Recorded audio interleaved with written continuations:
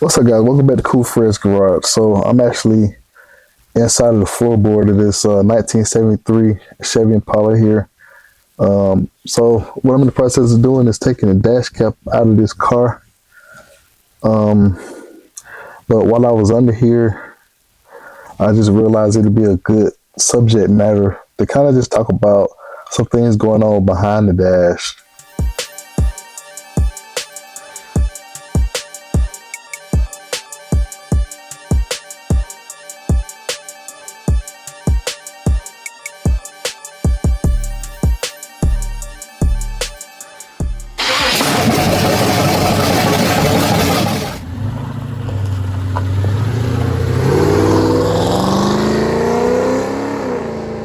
So in particular, I didn't really want to talk about any problems going on with my car, but just some potential things that some of you guys may run into if you're taking apart a classic car. As I get behind here and show you guys a few things, I figured I might get questions about some of the things as far as like my AC ducts here.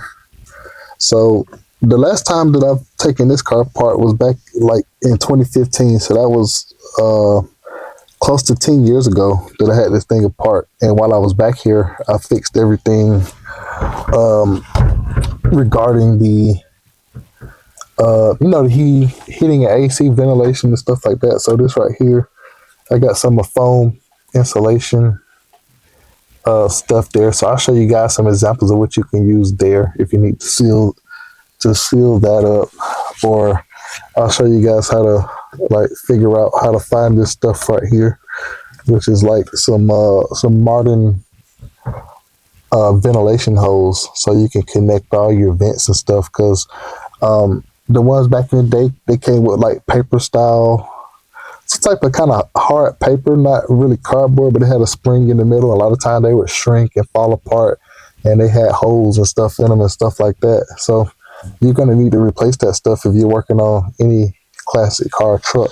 So basically, I'm in the middle of taking apart the interior because I need to install I need to rewire the car basically. So I started having some issues with the tail lights and things like that. So this old glass style fuse box, I got to get rid of that because all the wiring in this car is kind of, old. So as I mentioned last time I was in here back in 2015, so I installed the Dakota Digital gauge cluster. I swapped out these vents for some nicer looking vents. And also this trim right here, I put this trim in here that I got from, I believe it's Sandman Design. So it was actually a kit that I ordered. I believe it was on eBay, or either I went to the site. I don't remember, but it came with 4 of these vents that you can kind of retrofit into your 19, I believe like 71 to 76 Chevy Impala. And then I added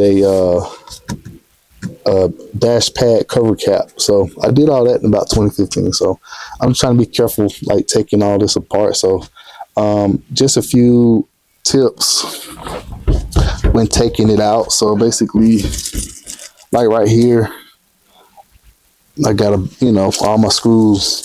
I'm trying to pretty much like bag and tag things. So I remember where most of the stuff go, and I also ordered some new screws too. I got lucky and found like some screws that were close that fit like a Camaro. Those chrome screws are new, but as far as like some of the dash screws that I found online from eBay, I got some of those. So when I go back together, I have some nice looking screws. So the screws I'm talking about are like this style right here. They're like these screws right here that's got this kind of, they kind of finish them. So those screws go kind of like right here in these areas. It's like 5 or 6 areas around the dash cap where they go. So I got some new screws to replace those with. And then also you got a few screws in the corner here. You got like 4. So there's one right there that, you know, still having a little bit of trouble trying to get out, but it's coming out. So basically what I did was I took the older screws and I went to I forgot where I went, Home Depot or somewhere, and I got some nicer chrome screws to go in there to kind of make that look nice and neat. But I'm in the process of taking this all out now. And then, of course, back here, like where we were, there are 3 studs back there. I'm trying to see if you can see them. But there are 3 studs that stick out that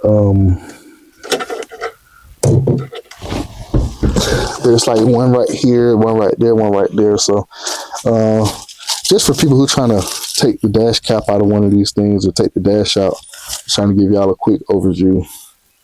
So it has these little 3 speed nuts in there, and then you do have to get the glove box out to get access to it.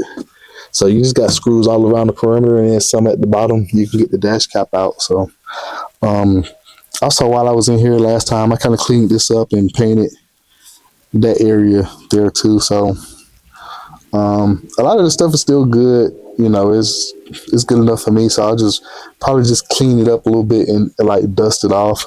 And I'm not gonna do any more upgrades. I'm just pretty much just trying to fix the car. So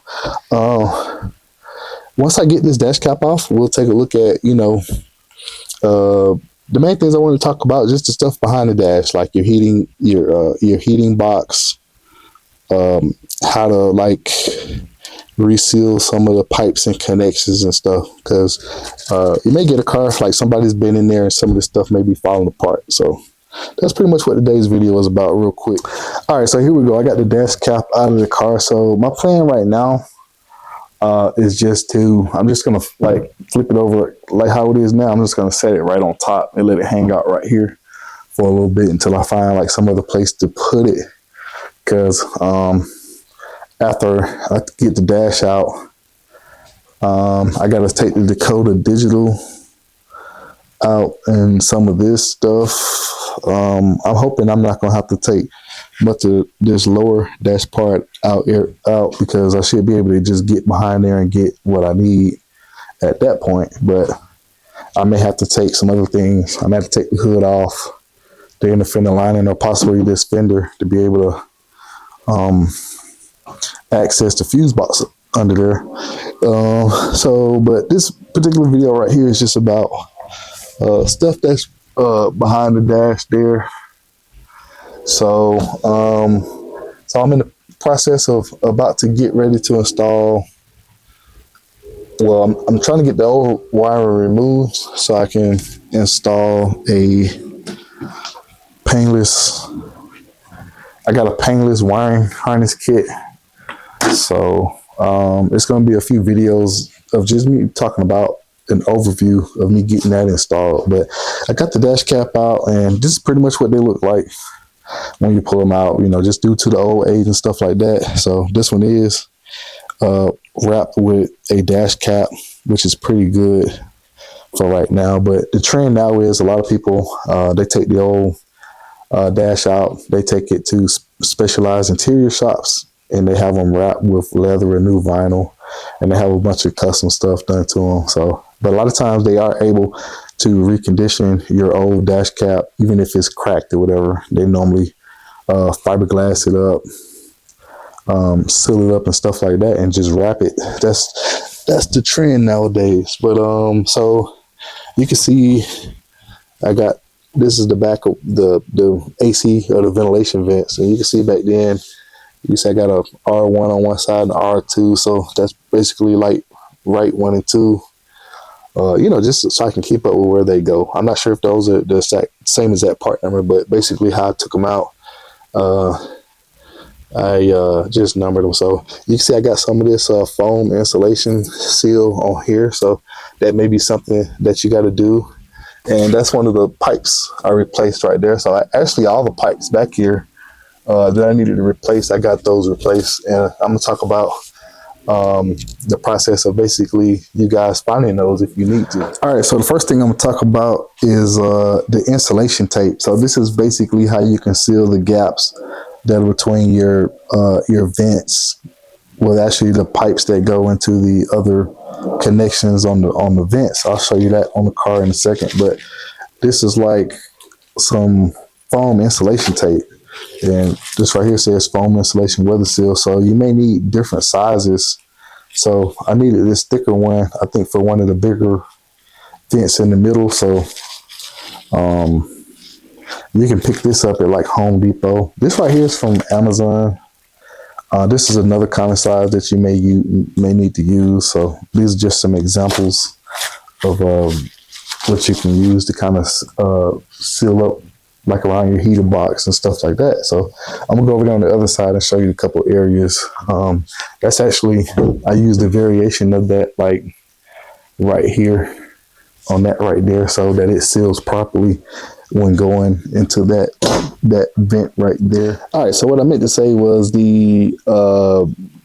I said vents, but I mean the actual ducting in the pipe. So like that, or the distribution housing or whatever they want to call it. So you can see this one over here has this little, it's like this little elbow piece.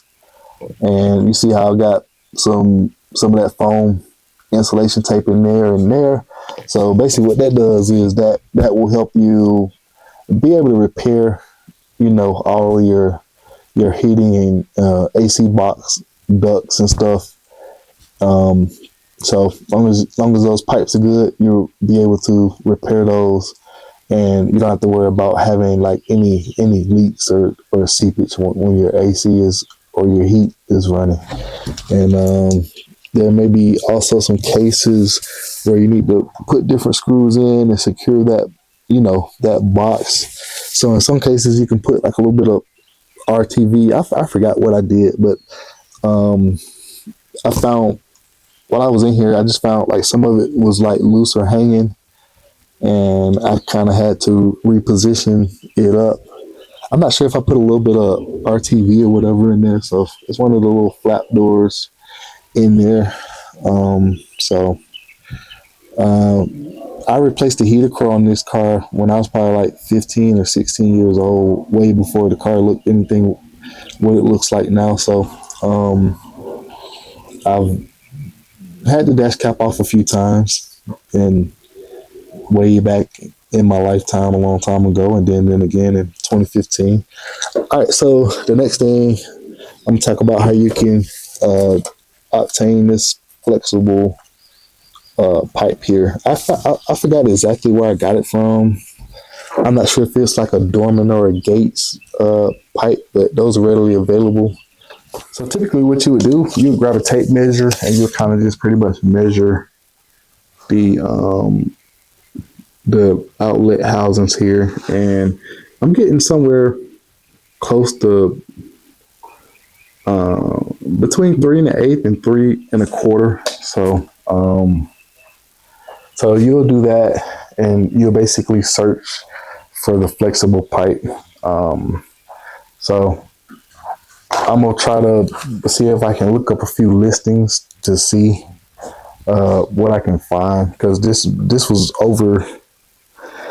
well over 10 years ago last time I did that. But basically what I'm trying to do is just help some other people out who are doing stuff behind the dash, whether they have to replace a heater core or adjust some things, or either fix broken or worn